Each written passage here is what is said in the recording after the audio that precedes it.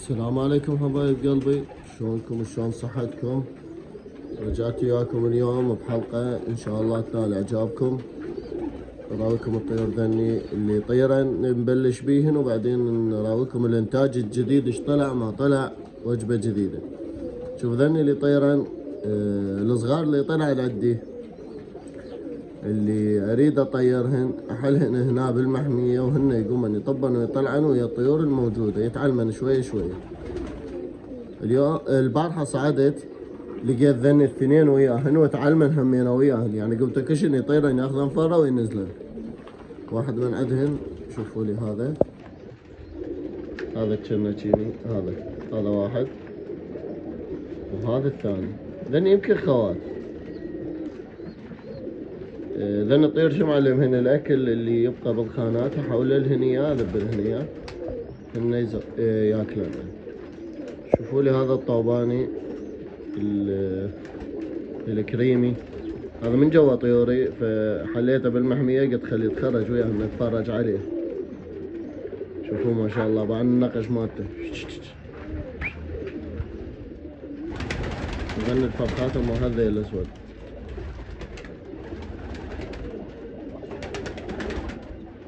نكشه يصعد على مود تشوفوه اكتاف يقولون خاله هيجي بس بالقاع ما يطيره وياهن.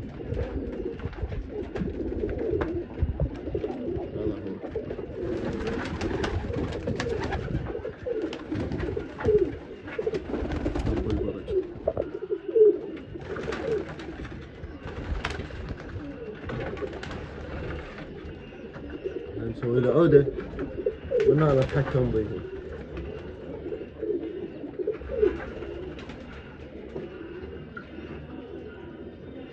لو ما يقبل يطلع.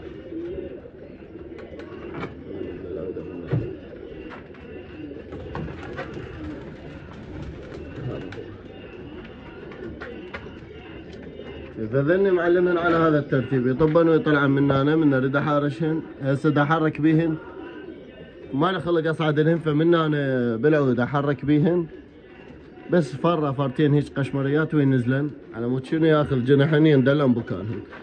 خليه يروح هذا بالبيع ونرجع وياكم من جديد. اي حبايب رحبوا العتيق ورجعت وياكم. خلنا نراويكم هذن الرمانيات ايش ذبل عندي. هذا الفحل اذا تتذكروا الفحل مالته القديم، وهاي الطيرة هذا الحلق طبقت على هاي الطيرة هي اللي الرمانية القديمة مالتي، هذا انتاجهن.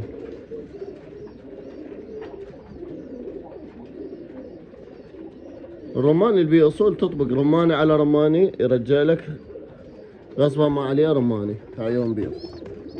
اذن يشوفون اثنين رمانيات الامايات. الطير اللي بيه اساس وبيه اصول يرجع نفسه. شوفوا لي ذن هاي العائلة الكريمة، هذني هن وبناتهن واثنيناتهن عيونهن بيض. هاي طيورنا العراقية القديمة. هسه اخذ لكم فرة بعد عن انتاجات، وشوف الطير الزين يرجع نفسه ما شاء الله. شوفوا ذا هذا انتاجه. اذني هذا انتاجه. الطير انت شلون تعرفه؟ الطير اساس وطير رسه نقي ورسه قوي. تشوف مواصفاته من تلقى لك طيره فحل يشابه نسخه واحده ورس واحد، فذن 80% ما يقبلن غلط. يلحق انه وراها شنو؟ وراها التبذير. من نتبذرهن 3 حلوق 4 يذبن بناتهن يشابهن، فهاي الطيور امن من وراها. هذني هم ما شاء الله من الانتاج فرخات فاطمهن صارهن كم يوم. ذنيك اللي هناك علوانيات، وهذا حبر اللي جاي. هذا طلع معطوش وهسه استوى استعدل ما شاء الله. هذني هاي النقشه يسموها بزارق لونين، اكو ناس يسميها شوكيات. هاي النقشه. كنا نراويكم هذا الحمام التبلرسا اللي هواي ما مراويكم اياهن. بعت من عندهن لاخواننا المتابعين، هنا كانت 3 ازواج، بعت من عندهن زوجين وبقى هذا الزوج حاليا دا انتج من عنده. هواي من الشباب يطبوا لي على انتاج صغار. انا حاليا الصراحه ما ابيع، لان الطير القوي مرات من هو صغير حتى لونه يبين فاتح، فمن يشوفه الشخص اللي يريد يشتري او اذا تريد تبيعه كل معالمه ما مبينه، من يعبر ل 8 رياش يلا يبين الطير القوي، يبين كل معالمه بيه. اما بالبدايه يبين طير عادي، يعني من ناحيه اللون يبين فاتح، وتعرفون حاليا العالم تطلب الالوان الطواخات، هيك ترتيب. فصغار انا ما ابيع، وكبار همينه يعني كنت قبل اطلع، حاليا ما دا اطلع من عندهن لان خففت هواي من الطير. شوفوا هذا، هاي كانت الزقزق مو طبيعي، والحنية شايلتها مو طبيعية. هسه انتحست ويا هذا الفحل. باع البيضة شلون مكسورة بصدره، يا متكسر بيض ما شاء الله. ذن التارات العراقيات مال الاول، ذن امهات عيون الزرق. هذا عيونه مو سود شباب، من ما يطي مجال واحد يصاره. هذا عيونه زرق بالضوء منه طالعه تبين عيونه.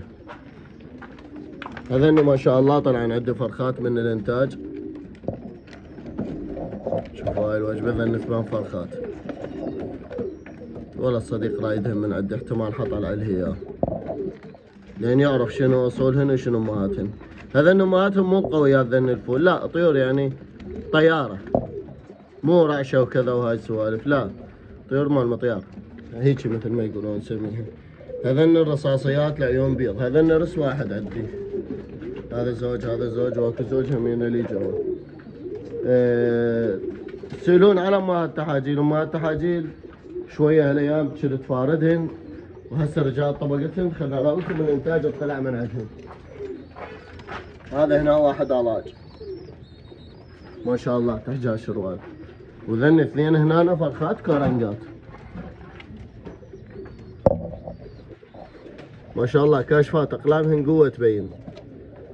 واحد الى باش بانك، الباش بانك يعني شلون البانك بس كبير، يبدي من يم المنقار نهايه الكعكوله. والثاني بانجو تركيه. ما شاء الله المواصفات واضحه شلون. الكورنج كل ما يكون فاتح كل ما يكون اقوى وارغب. اذا تنتبهون الكتف من الصدر بيبين، يعني الابيض من لون الكورنج بيبين. ايش ترتيبه؟ هذني امهاتهن،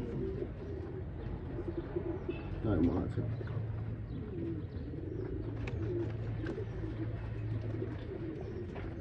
هاي بالنسبة للامهات التحاجيل. عنده الصفر هنا، يعني اذا تنتبهون اللي جوا ذني هم صفر. الصفر دا احاول اغير بكانهن.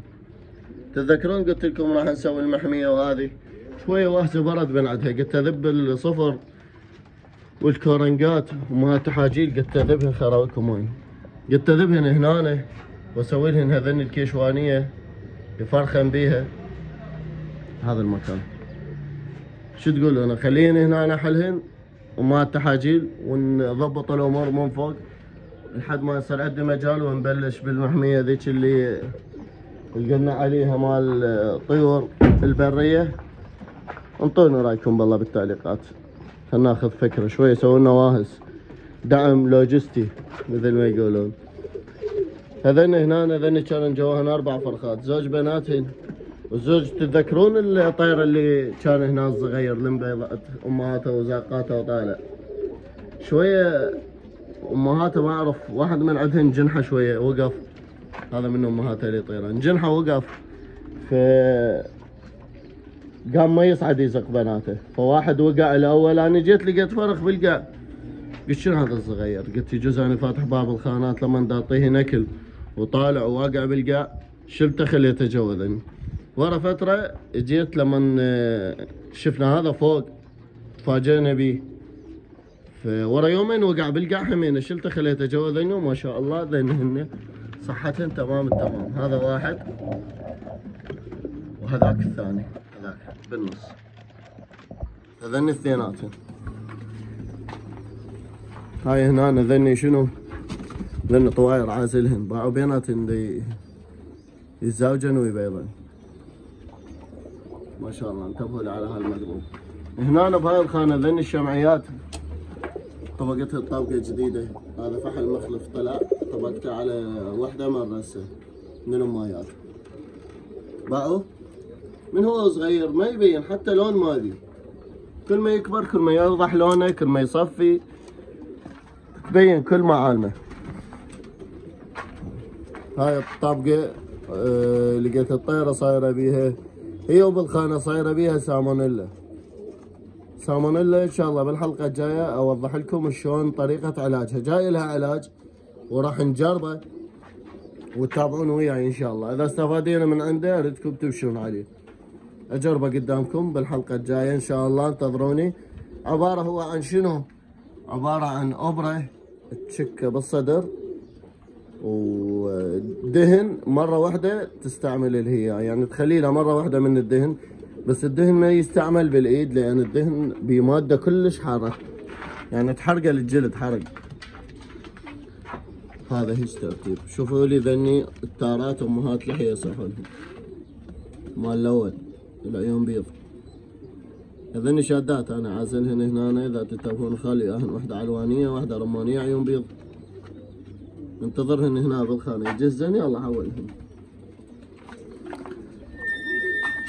وهاي الصفحة صايرة هوسة وعالقة، العرافل ما شاء الله حاليا يزقن جواهن اكو بيهن من بناتهن، واكو بنات التور القويات مزرقهن جواهن.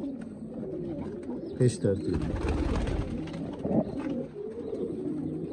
هاي الخانة مال فرد تعرفوها، هنا تكوك الزايدة يذبها بيها، وعندي كم واحد جوا مالها خلق. هنا ذني بقية الرسم مال الشمعيات العيون بيض. هنا ذني زوج شذريات عيون بيض. ذني الصراحة أنا ما معتبرهن فول ولا وسطانيات، جو الوسطانيات فمزرق جواهن. شوفوا لي هذا التارة بعيون البيض شلونه، هذا عرفلي بس مع العيون شلونها زرق هالقد ما بيضة.